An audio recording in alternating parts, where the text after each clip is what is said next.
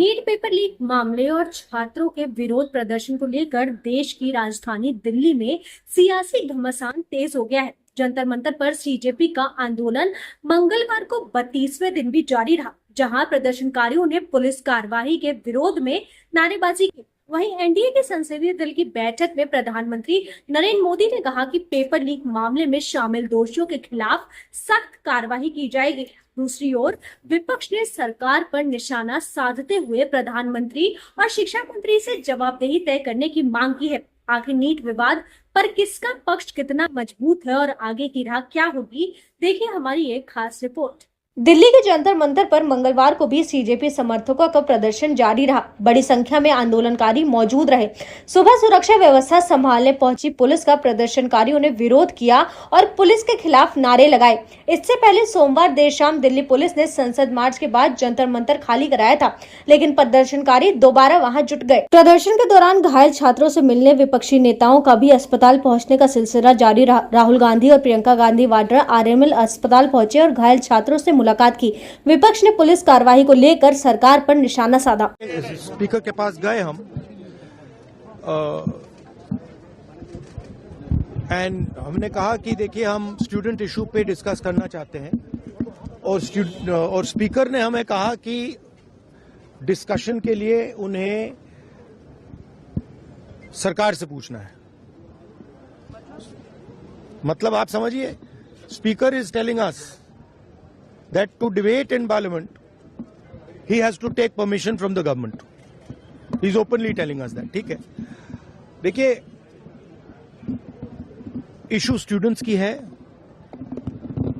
Youth के future की है, और ये जो किया जा रहा है, लोगों को मारा जा रहा है, पीटा जा रहा है, this is completely un Indian. Modi ji has not even apologized for what has happened yesterday. Now, ये जो युवा हैं, ये एजुकेशन सिस्टम के बारे में, टेस्टिंग सिस्टम के बारे में प्रोटेस्ट कर रहे हैं। पूरा देश जानता है कि education system, testing system is broken. It has ceased to exist. Testing system has been hollowed out by termites. That is all they're saying. Nothing wrong with it. We've been saying it. I've been doing presentation after presentation about this. Why is the Prime Minister silent? What is the reason? He should apologize to the students and he should stop this nonsense of police people thrashing students. This is completely wrong.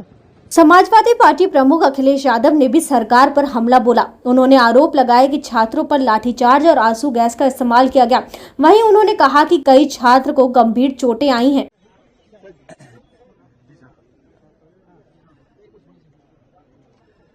शुरू करें। Bharatiya Janata party अपने मंत्रियों पे और संघीय साथियों पर इसलिए दबाव नहीं बना पा रहे हैं, और इस्तीफे का दबाव इसलिए नहीं बन पा रहा है क्योंकि वो जानते हैं अगर इस्तीफा दे दिया तो दबे हुए राज भी वो न खोल दें। इसलिए भारतीय जनता पार्टी अपने किसी संघीय साथी मंत्री पर दबाव नहीं बना पा रहे हैं, और वही कारण है जिसकी वजह से इस्तीफा नहीं हो रहा है। इस्तीफा देने वाले कहीं दबे हुए राज न खोल दें, इसलिए किसी का इस्तीफा नहीं हो रहा है। और जो कल छात्रों के साथ, युवाओं के साथ हुआ है, कोई कल्पना नहीं कर सकता था कि आजादी के बाद इस तरह का व्यवहार किसी सरकार ने किया हो। सर पर चोट है, आंसू गैस के गोले चले, लोगों के सर पे टांके आए हैं, पैरों की हड्डी टूटी है, हाथ की हड्डी टूटी है, या टांके आए हैं। कई बच्चे जो दूर दूर से चल करके आए हैं, जिन्हें दिल्ली का रास्ता नहीं पता था, केवल सरकार के खिलाफ नाराज होकर के आए थे, उनके साथ जो व्यवहार हुआ है। और यहां तक सुनने को आया और सोशल मीडिया पे जो वीडियोस आए हैं कि कभी हिटलर ने अपने पॉलिटिकल लोगों के साथ इस तरह का एक गैंग बनाया था, लगता है इस तरह के लोग थे जो प्राइवेट ड्रेस में थे और लाठी लेकर के लोगों को मार रहे थे। कभी हिटलर ने बनाया था और आज हम लोग भारतीय जनता पार्टी की सरकार में देख रहे हैं। ये कभी स्वीकार नहीं हो सकता है लोकतंत्र में। हम लोगों ने उस दिन भी विरोध किया, आज भी विरोध कर रहे हैं और ऐसी सरकार को हटाने के लिए लगातार हम लोग लड़ते रहेंगे। और हम तो सरकार से आग्रह करेंगे, आंदोलनकारियों को क्यों हटाते हो?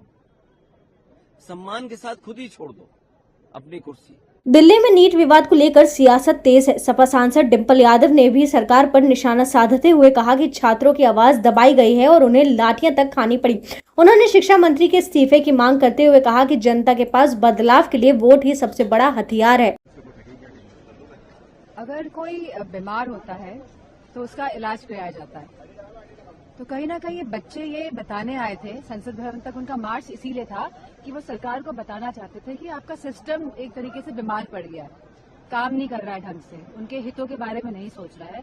और वही उन मासूम बच्चों को इतनी लाठियां खानी पड़ी, इतने डंडे खाने पड़े और जो अत्याचार उनके साथ हुआ, बेटियों के कपड़े फाड़े गए, इलेक्ट्रिक शॉक दिए गए, सीधे आप उनके लोअर बॉडी में प्रहार करने से जो कानून कहता है कि आपको पैरों पे मारना चाहिए, मारना ही अगर कोई उग्र हो रहा है, लेकिन आपने उनकी छाती में डंडे मारे, उनके सर फोड़ दिए। तो मैं समझती हूँ इतनी निर्मम सरकार है ये, और इनके इतना बच्चों ने आंसू बहाए हैं। हम पूरा सोशल मीडिया आज बच्चों के आंसुओं से भरा हुआ है और इनके बच्चों के मोती जैसे जो आंसू हैं उस पर भी सरकार रहम नहीं कर रही है। अभी भी अपने अहंकार के तले ये लोग रिफॉर्म्स नहीं कर रहे हैं एजुकेशन सिस्टम में, ये एजुकेशन मिनिस्ट्री को नहीं हटा रहे हैं।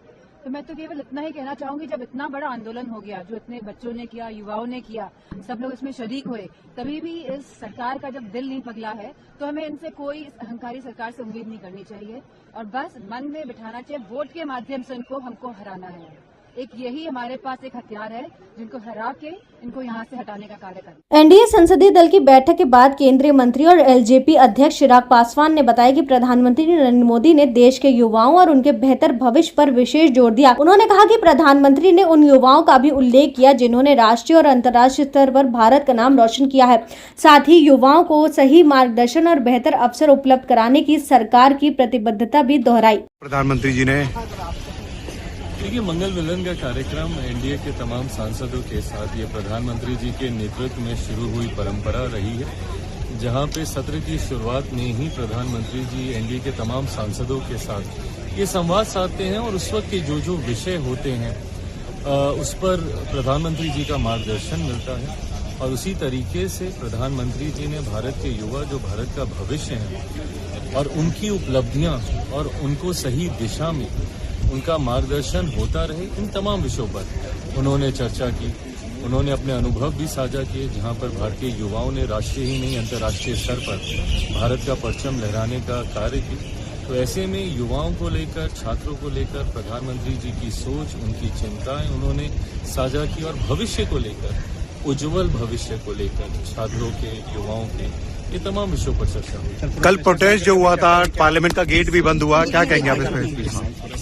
देखिए, कल जिस तरीके से प्रोटेस्ट हुआ है, ऐसे में मैं छात्रों की भावनाओं का मैं सम्मान करता हूँ। स्वाभाविक है कि कहीं ना कहीं आक्रोश होगा, विषयों को लेकर चिंता होगी। जिस तरीके से छात्र कल सड़क पर आए, पर मैं एट द सेम टाइम मैं इस बात का पक्षधर नहीं हूं कि छात्रों की आवाज को किसी भी दबाव से दबाने का प्रयास किया जाए। संवाद एक खूबसूरत माध्यम है जो सरकार ने, जिसके दरवाजे हमेशा खुले रखे। कल जिस तरीके से उनके प्रतिनिधि मंडल ने सरकार से मिलने की इच्छा जाहिर की, तुरंत सरकार से उनकी मुलाकात हुई, आदरणीय जेपी नड्डा जी से मुलाकात हुई, वहां पर उन्होंने अपने विषयों को रखा, अपनी बातों को रखा।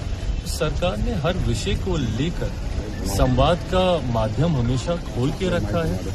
कई बार आक्रोश इतना होता है कि लोग सड़क पर आते हैं और लोकतंत्र में शांतिपूर्वक प्रदर्शन इसकी इजाजत देता है, पर कभी न कभी मर्यादाएं अगर लांघी जाती हैं, अगर कानून व्यवस्था में किसी तरीके की अड़चन आती है, तो उस वक्त कई बार कुछ कड़े कदम उठाने पड़ते हैं, जिसका मैं बहुत ज़्यादा समर्थन नहीं करता हूं। मैं मानता हूं छात्र हैं, युवा पीढ़ी है, भविष्य है हमारे देश का।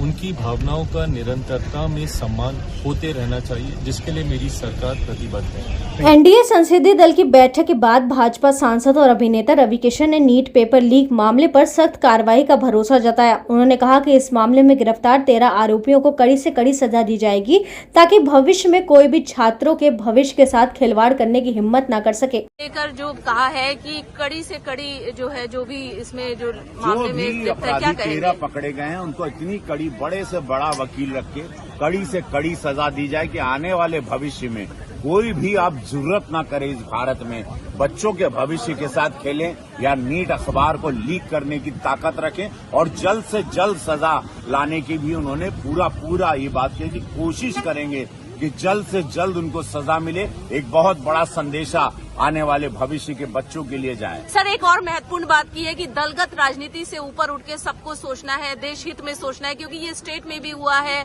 सेंट्रल में भी। इस पर क्या कुछ कहेंगे? उन्होंने ये बात कही कि देखिए किस राज्य से क्या हुआ तो है, अब उसको कैसे सब मिल के काम करें, इस पर ज्यादा जोर है। उन्होंने एक बहुत अच्छी बात कही कि विपक्ष सदन नहीं चलने देगा, जो उसकी मंशा है, तब भी आप परिसर में रहें, विपक्षियों के साथ ज्यादा बैठें, उनके दर्द को जाने, उनकी पीड़ा को जाने, क्यों सदन चलने नहीं दे रहे हैं, क्या मंशा है, और उनके साथ मित्रता बनाए रखें। सर, बच्चों को कोई अपील करेंगे? उन्होंने कहा कि आने वाला भविष्य बच्चों का है और बच्चों को कोई भी गुमराह कर रहा है बाल अवस्था में, हमारा सरकार का दायित्व बनता है कि उनको निरंतर हम राह दिखाते रहें। पेपर लीक का मुद्दा अब सिर्फ परीक्षा व्यवस्था तक सीमित नहीं रहा, बल्कि यह राजनीतिक टकराव का बड़ा केंद्र बन गया है। सरकार दोषियों पर कार्रवाई का भरोसा दे रही है, तो विपक्ष छात्रों के साथ खड़े होकर जवाबदेही तय करने की मांग कर रहा है। अब नजर इस बात पर है कि जांच और कार्रवाई किस दिशा में आगे बढ़ती है। ऐसी तमाम खबरों को जानने के लिए जुड़े रहिए हमारे चैनल अपना भारत टाइम्स के साथ। मैं एशना।